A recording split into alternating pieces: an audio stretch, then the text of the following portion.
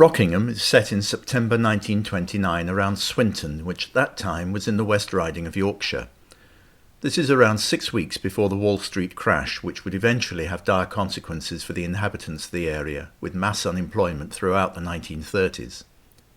The layout was exhibited at the first Scalefour to be held in Leatherhead, 3 times at Scalefour North, and lastly at the York Show in 2009. After that, the layout was permanently installed in the loft of my new home. Certain sections, including the fiddle yard, wouldn't fit and had to be removed. Over a number of years, the layout has gradually extended, so the area modelled is now more than twice that of the original exhibited sections. Thus, there is a great deal of the modelled area which few people have ever seen.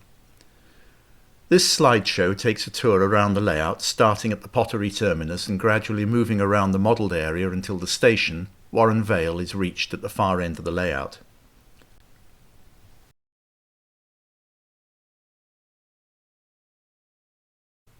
Market there at Rockingham, with Pearson's Bakery on the left-hand side and the pottery main offices on the right. At the rear are the premises of G. Reeve and Brewerton's.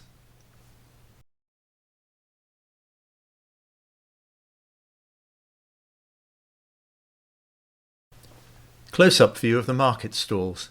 Behind the stalls stand the premises of Scott and Greaves, the butcher, John Dalton's pharmacy and the White Hart Hotel.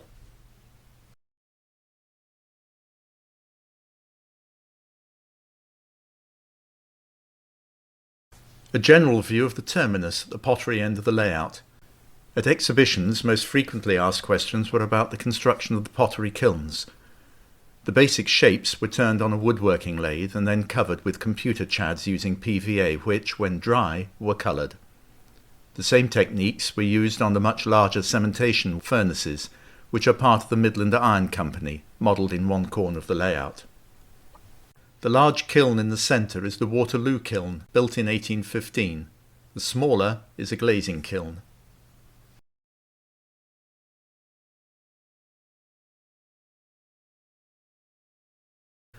An LMS, ex-Langston Yorks 060-12098, during the shunting operations at the pottery end of the layout. Behind the tender is a former Hull & Barnsley railway van and an L&Y van, still not repainted, into the LMS colours.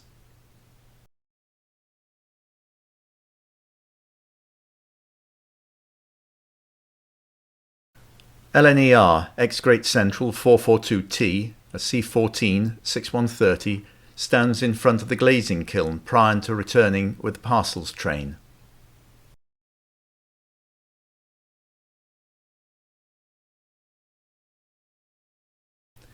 Here we see 6130 approaching Rockingham with the parcels train.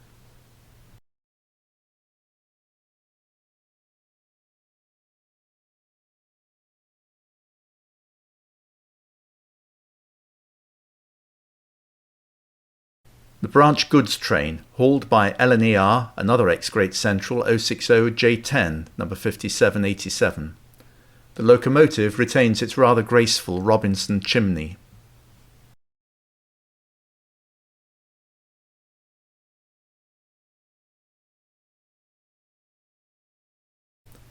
Here's the J10, 5787, shunting Rockingham Yard. Notice the Great Central Railway style of cattle pens and a small hut.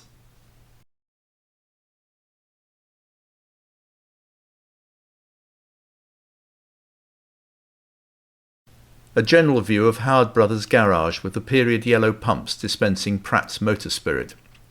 The garage is located at one end of Prince Albert Road. The railway line lies between the garage and the terraced houses at the rear of the photograph.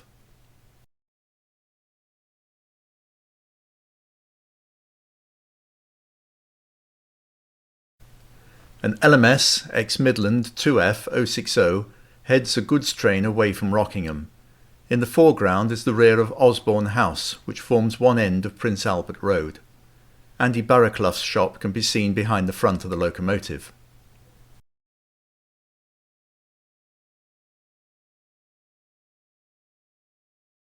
Another LMS, ex-Midland 240, approaches Rockingham with a short rake of former Midland Railway 6-wheeled clerestory coaches. The crossing keeper's cottage is on the extreme right-hand edge of this view.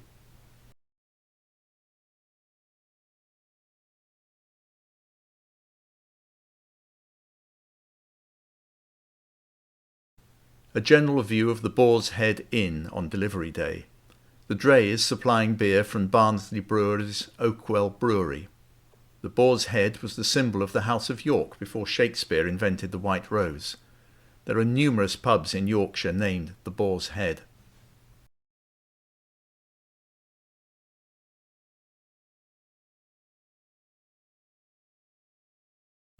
This view shows the intersection of Mill Hill and Almer Street. David Charlesworth's shop is in the left foreground. Almer Street continues to the right of this view.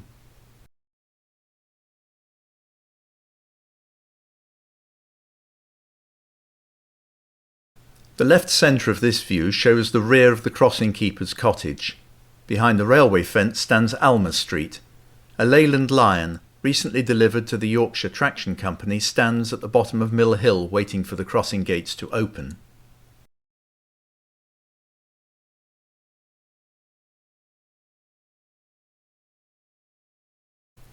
LMS ex-Midland 2F 060 number 3130 is leaving Rockingham with a short goods train. Almer Street is behind the train and the crossing keeper's cottage is on the extreme right.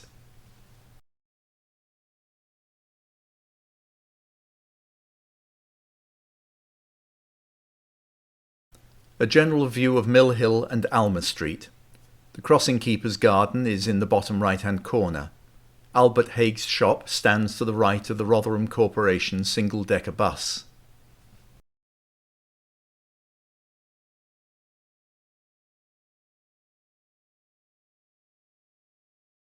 St Mark's Vicarage. The vicar's wife is about to take a delivery from Alice North's shop. The east end of the parish church can be seen at the right-hand edge of this view. It was difficult to know how large to make the vicarage. Clearly it must dwarf the nearby crossing keeper's cottage, but be smaller than the church.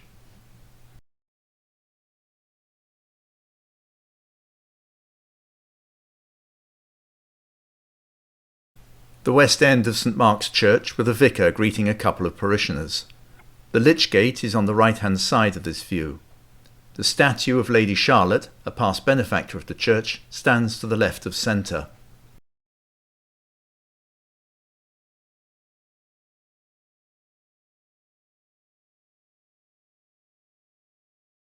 The ornamental Lich Gate to St Mark's Church stands in the bottom right-hand corner. The church school's bike sheds occupy the central area. Part of the Midland Iron Company can be seen at the back with the cementation furnaces, an early steelmaking process, at the right-hand rear.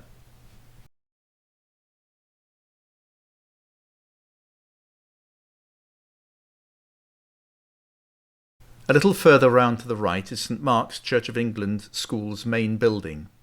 The stone buildings are in the Victorian Gothic Revival architectural style.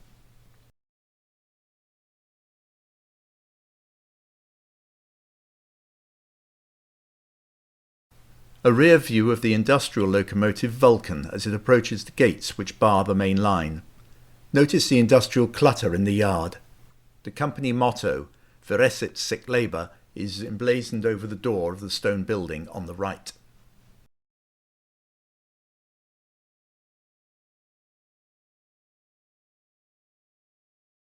A view of the Midland Iron Company's engine shed. The grounded body of a former Midland Railway clerestory coach serves as a mess room for the staff. A wooden water cooling tower stands behind Vulcan, whilst the Dinnington main colliery wagon waits to be emptied.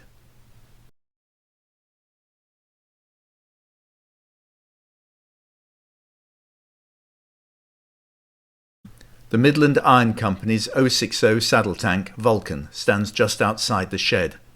The Dinnington main colliery wagon is an end and side door variety supplied by Charles Roberts of Wakefield.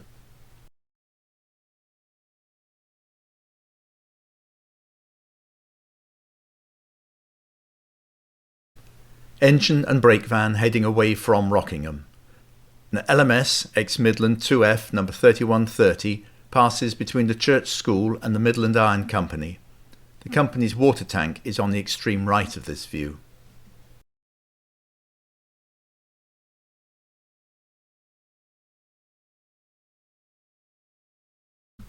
A pair of stone-built cottages stand close to the railway line.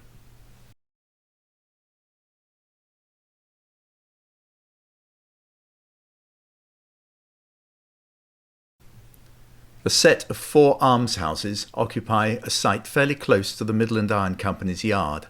The cottages are roughly based on some at Ackworth, near Pontefract.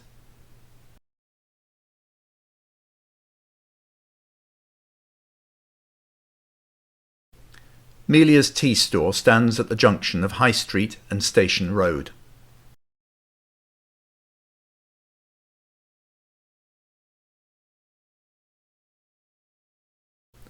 The Market Hall and Police Station form the central part of High Street.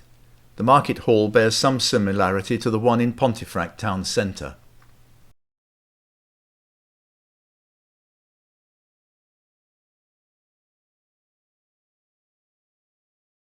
The public library on the left was built in 1882 and bears the Latin inscription Fiat Lux, let there be light. A little further up the hill is a branch of the Kilnhurst Cooperative Society, which did exist. The hill climbs further up towards the premises of Josiah Sutcliffe and Son.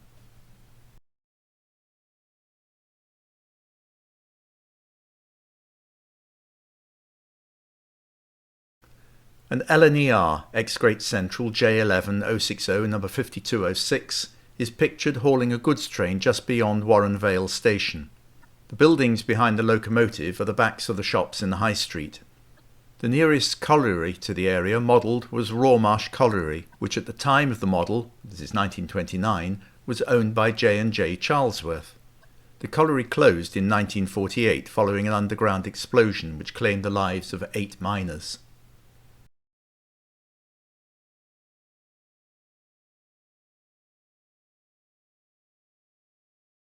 A general view of Warren Vale Station. The station buildings are based on those on the Ilkley to Bradford, Forster Square line. The Midland Railway character is enhanced by the only signal on the layout, a fixed distance, which still retains its Midland colours in 1929. The branch operates on the one-engine in steam principle. The premises of Brian R. Carr, the boot and clog maker, can be seen just behind the station building.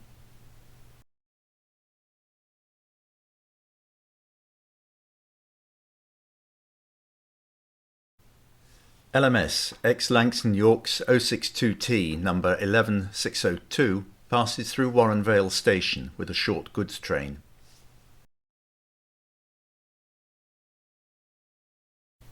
Another view of Warren Vale Station with a pair of stone-built cottages towards the end of Station Road.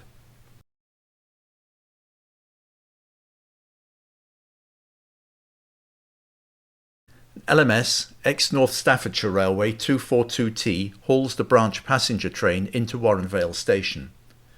The coaching stock is made up of former Midland Railway 6-wheel clerestories. Rockingham Bowling Club is at the bottom right-hand corner.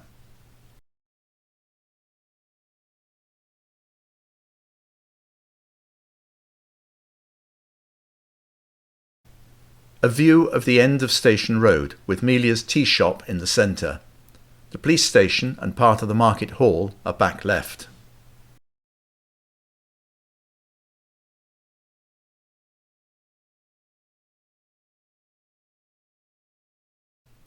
The other end of Station Road.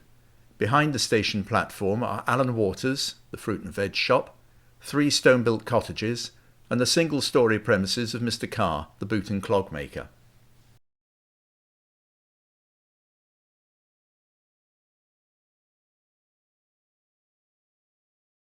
A Dennis E, one of a pair delivered to Rotherham Corporation in 1927, makes its way up the hill and is about to cross over the railway on its journey to Rotherham town centre.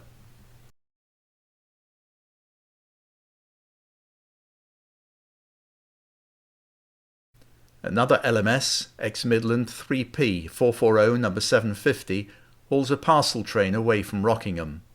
The vehicle behind the tender is a former LNWR full brake.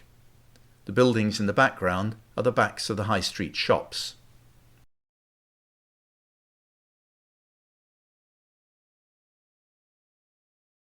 An LMS, ex-Langston Yorks 242T, number 10963, draws a passenger train into Warren Vale Station. The Market Hall is clearly visible on the left at the end of Station Road.